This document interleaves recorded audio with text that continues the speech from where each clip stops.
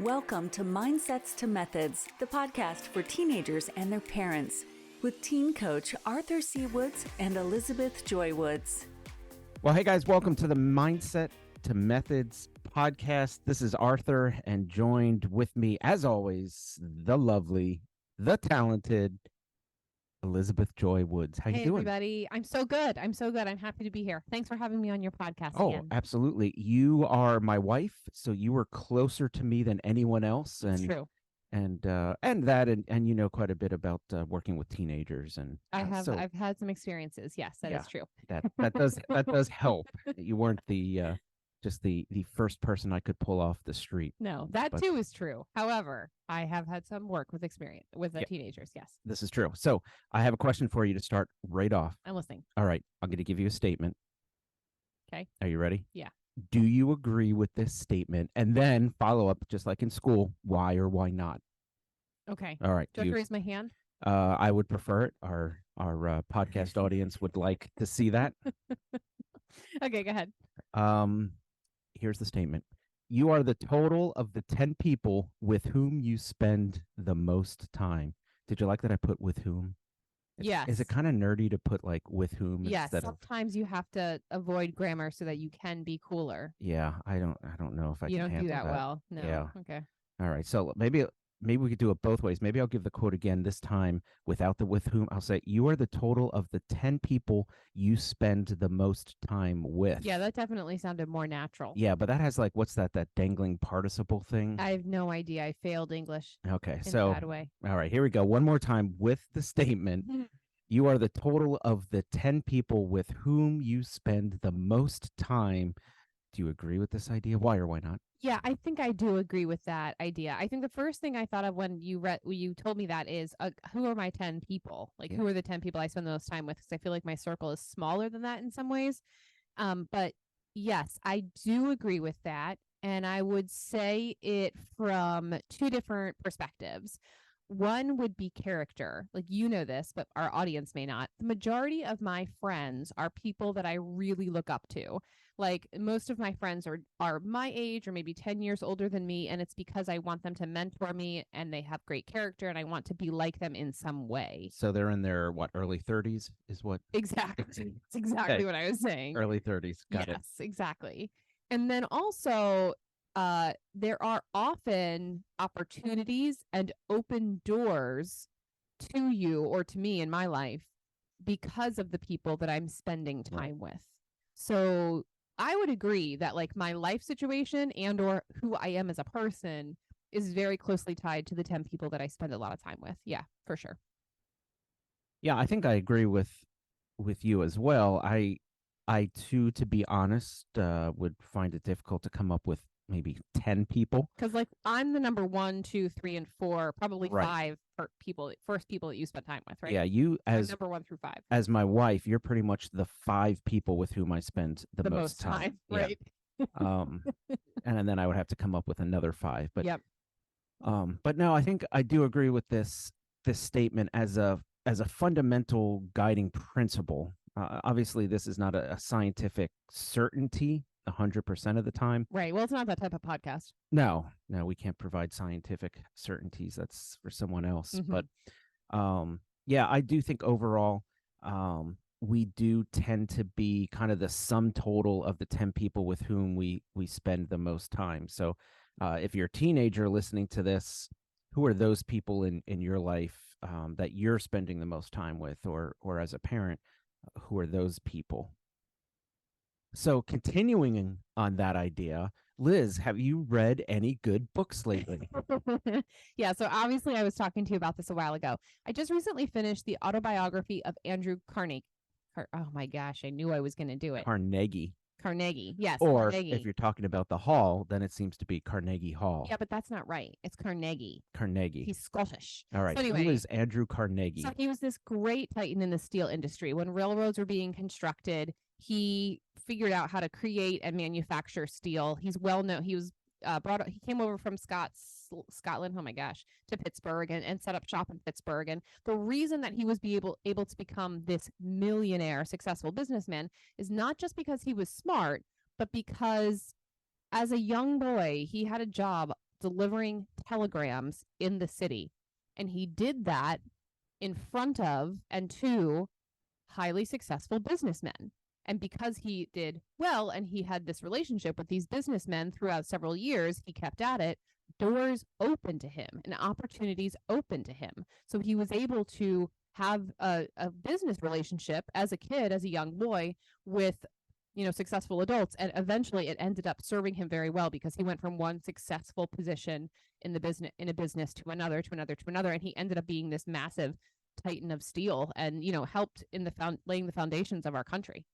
Yeah, so I would say in the history of our podcast, this is the first time the word titan has been used. You're welcome. Which I think that's if we had a bell, I think I would ring it. I feel like it's a good thing when you're talking about steel. Like the steel industry is like strong. You know what I mean? Steel industry does seem to have titans. A lot of industries don't have titans, but the steel industry does for some reason. So specifically with Andrew Carnegie, it wasn't just a matter of the fact that he worked hard, but the people with whom he spent the most time were the people responsible for helping him become the person that he ultimately became, right. and in part responsible for the success that he ultimately had. Yes, very much so. Very I like much it. So. Yeah. So I hope to be a titan one day. That's really where that's kind of the path I'm on. Not necessarily steel. Yeah.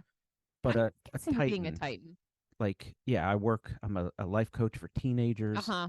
Hey, isn't there a Titan cartoon? Teens? There's a cartoon called Teen Titan. Is there really? I don't know. I don't know either. Maybe I'm making that up. Probably. I don't know. Someone let me know. Okay, so that brings us to kind of the concept that we're going to be talking about today called the proximity principle. Ever heard of it? I have. Proximity, in fact, I don't know, maybe that's another word that we're using for the first time on this podcast. I'm just not sure, but proximity is to define it is being in a state of closeness to something or someone. You and I are sitting together in the same room. We are in proximity of each other. We are close to each other. So proximity is that idea of just being in a state of closeness to someone or something. And the reason I bring that up is because if we're going to talk about this idea of the proximity principle, especially as it relates to relationships, it's probably good if we know what the word proximity means. And I know you know that, and I know that, and maybe most of our listeners know that, but if anyone doesn't. So there's an author that you and I follow a little bit from time to time named Mr. Ken Coleman. And he says this, and this is really kind of a good way to define the proximity principle that we're going to be talking about today. And he says this: to be who I want to be, I have to be around the people who are like that and the places it is happening. Let me say that one more time. To be who I want to be, I have to be around the people who are like that and the places it is happening. What do you think? Yeah, I totally agree with this. And I wouldn't necessarily say that this has been something I've intentionally done in my life until recently. And it happened quite accidentally the first time around. I worked at a facility with a bunch of really smart, disciplined people who were especially into like health and nutrition and working out and stuff like that.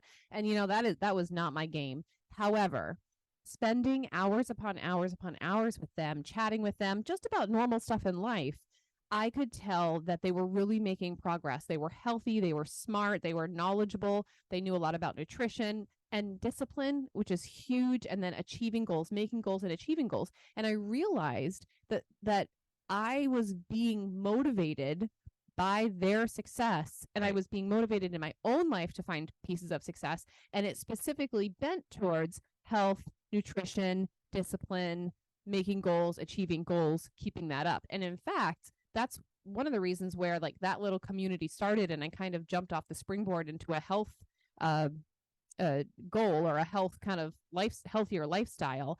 And I desire to continue to be with those types of people so that I can keep up that momentum. Right. Yeah, and that's a good example. And what I like about the proximity principle is this can be leveraged in very positive, healthy ways, like what you're saying in your example. Yeah. Or you can allow this to really pull you away from who you want to be. And it's pretty common for a lot of us when we enter into our teenage years, especially, that we start associating with, spending time with people who are not helping us become who we ultimately want to be. Yeah. And it's helpful to identify those people in our life, and then maybe even take a step or two back from them if they're hurting who we actually want to be and who we actually want to become. So this really does go both ways.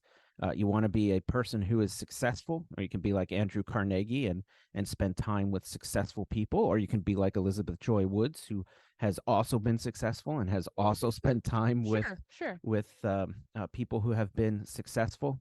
You can really leverage the proximity principle in a great way. Yeah.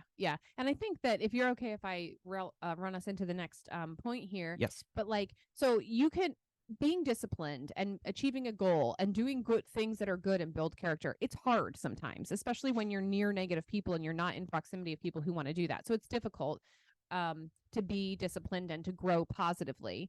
It's also difficult to grow negatively, like to let yourself kind of deconstruct. Like, it's easier because kind of we can be lazy, right? But at the same time, you end up having to account for that, or your life doesn't end up being what you want it to be, which is exactly what I think King Solomon is saying when he says, whoever walks with the wise becomes wise, but the companion of fools will suffer harm. Yeah. You can go both ways on this. Neither of them are easy. So you might as well choose the not easy that leads to a better life versus suffering harm and being considered a fool. Yeah, I like that. And even referencing someone like King Solomon, who if you don't know, he's one of the very first kings of the nation of Israel. So we're going back thousands of years. So this proximity principle is not a new principle, nor is it something that Ken Coleman came up with or you and I came up with, but even thousands of years ago, King Solomon, who is really known as the wisest man to ever walk this earth, says, whoever walks with the wise becomes wise. Simple. But the companion of fools will suffer harm. And the takeaway there then, as what you were saying, is if we're going to spend time with those that are wise, the likelihood is that we will also become wise. And if we want to spend time with the unwise, aka the fools, we're going to suffer for that. Yeah. And like you said, both can be very hard.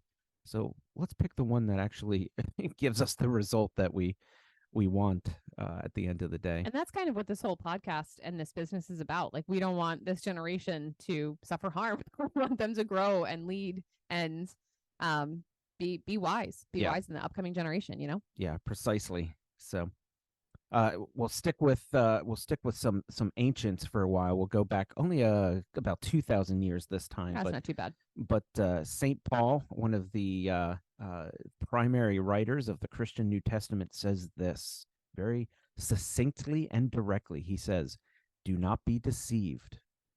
Bad company ruins good character." And how do we know that that's true, other than the fact that we believe St. Paul to be telling the truth? I know it's true because I have seen it time and time and time and time again. I have worked with literally thousands of teenagers over the year, but even just over the years, and even just people in general. And when you spend time with quote unquote bad company, it tends to ruin your best character traits. Yeah. It just does. We know that. We have seen it. We we all kind of believe it, even though we don't always like to live like we believe it. Yeah, absolutely. I always feel like when I see that, I think of the perfect girl who brought home like the bad boy for the date. You know what I mean? Like her parents are like, "Oh my word, no!" and it's all over. But you know, is that what you did? The perfect girl, and you brought me back the bad boy. Yeah, it was the bad boy. Yeah, with your non-tattoos and your never smoking, and it was really, you were a threat to my family for sure. I think I said a bad word once. Did you? Yeah, I don't remember. Yeah. Okay, so that's kind of the proximity principle, and so we want to kind of make this a little bit more practical and give you guys, whether you're a teenager or the parent of a teenager, this exercise is something that we can all go through and something from which we can all benefit. So I'm going to ask 4 different questions, And so if you're listening, this might be a time, if you haven't already, pull out a sheet of paper and maybe you can jot the answers down. It'll be helpful for you to kind of see the answers that you're about to give to these questions. So do you want to take the first question there? Yeah, I absolutely will. The first question that we want you to answer and put some thought into this is, who are the 10 people in your life with whom you spend the most time? Who are they? I mean, I can come up with 5 off the top of my head, and then I have to think a little bit more about that. But I love that question. Like, is it your parents? Is it your friends? Is it your best friends? Is it a sibling? Is it your dog? I would challenge the question a little bit and just say, like, who and what are the 10 things in your life that you spend a lot of time in your life, letting be a part of your life and be a part of what you think and how you feel about yourself and your situation. Yeah, absolutely. And if you have a job, it can include the Right. people with whom you work. If Yep, your peers, you yeah. go to school, it can include teachers or coaches or classmates. It really is just as you think about your entire life and what you do on a daily, weekly basis. Who are those 10 people with whom you spend the most time? Yep. All right. You want to do the second question? Yeah. Who do you need to actively keep in your life? Who do you need to actively keep in your life? Who do you have to chase down and keep them in your life for your own benefit? Yeah, I like this question because it assumes that all of us, and probably rightfully so, already have some people in our life that should stay in our life, that are helping us become the people that we need to be. So for most teenagers, who do you need to actively keep in your life? Well, parents, Yeah. probably a pretty good Yeah. start. Do you have siblings? Sorry, That's probably guys. also Probably your family. yeah, grandparents, different levels of family. But again, who else are there? Are there friends? Are there teachers? Are there coaches? Are there employers? Who is in your life that you need to make sure I need to actively keep this person in my life, and even maybe even bring them closer, because I know if I spend time in proximity with this person, I'm going to become a better person. Yeah, I like that a lot. Who do you need to bring in to your life? That's our third question. Who do you need to bring into your life? So if you take a look at who is in your life already and who you're going to reach out and actively keep in your life, what do you feel might be missing from that circle that you've got right now? So who do you need to bring in to your life? Yeah, so is that person that, maybe you know them, maybe you don't, maybe they're an acquaintance, but they're not really a close friends. You kind of know of them, but you don't spend time with them. But you think, man, if I could just spend some quality time with that person, Yeah.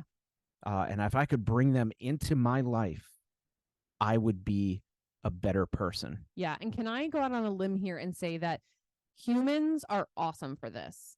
Like real face-to-face humans. But sometimes I have gotten some of my best advice and or mentorship from an author that I follow or someone who's really wise in a particular scenario or situation that I have searched out some truth and some help for, and I found it between those pages, between those the covers of the book. Yeah, because sometimes, in some ways, this question is very literal. What person do you need to bring in as part of your life? But there's also, like you're saying here, there's also almost a figurative way where I'm not necessarily bringing that person into my life, but I'm bringing their podcast, I'm bringing their books, I'm bringing their courses into my life. You're bringing their specialty in. Yeah, exactly. Because I know if I spend time learning from this person, I'm going to be a better person. Yeah. So again, whether you're a teenager or the parent of a teenager, this applies to all of us. There are people that we can bring into our life, whether that's literally or figuratively, to help us become a better version of ourselves, help us become who we really want to be. Yep, I love that. And the final question is probably the most difficult, but yes, it is. I don't like this one. Yep, gather some courage. Who do you need to remove from your life?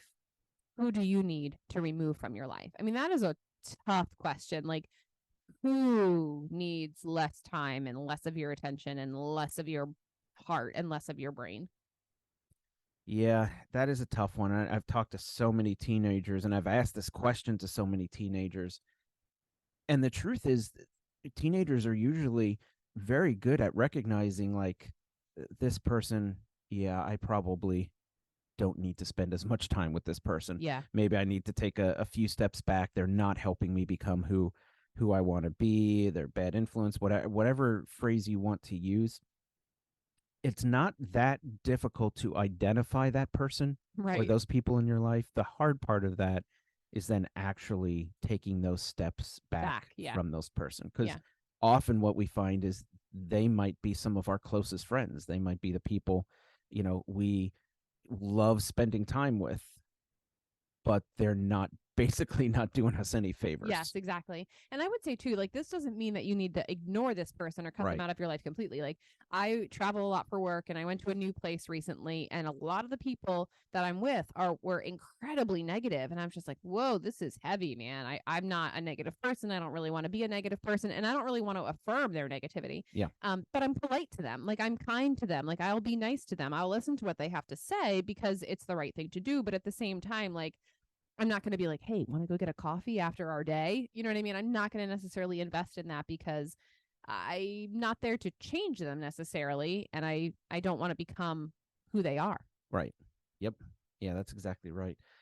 So yeah, you don't have to necessarily cut that person out of your life 100% and never talk to them again.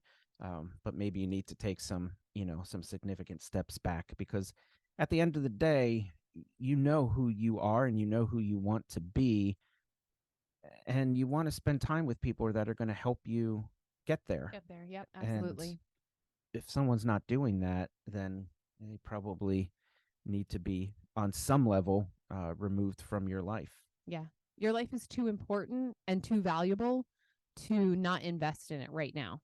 Invest in that future right now with the choices you make today. Yeah. So it's an interesting conversation. So if you're a teenager listening to this, this might be something to talk to your parents about this idea of the proximity principle. And here's what I guarantee: they will have some significant insight into your relationships, and they can give you some great ideas of, here's some people that would be really good for you to keep in your life, to bring into your life. And yes, of course, some people that they might find it healthy for you to take a few steps back from.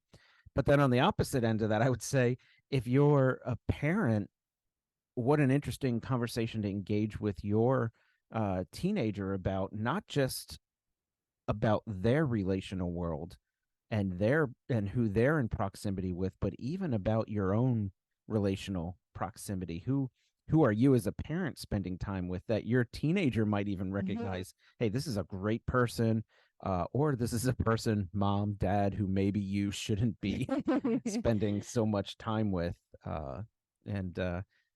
Teenagers aren't dumb. They're quite smart, and they recognize the things that we're talking about here. So on that note, you are the total of the 10 people with whom you spend the most time.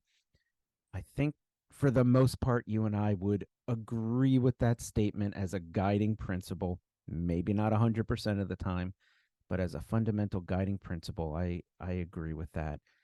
And I want to just close our time together with the quote that we've already said from Ken Coleman: to be who you want to be, you have to be around the people who are like that and the places it is happening. Who is that in your life? Who do you need to pull in to close proximity to help you become the person that you want to be? You've been listening to the Mindsets to Methods podcast with your hosts, ArthurCWoods and Elizabeth Joy Woods. For more information, please visit their website at ArthurCWoods.com and follow them on Facebook and Instagram at ArthurCWoods.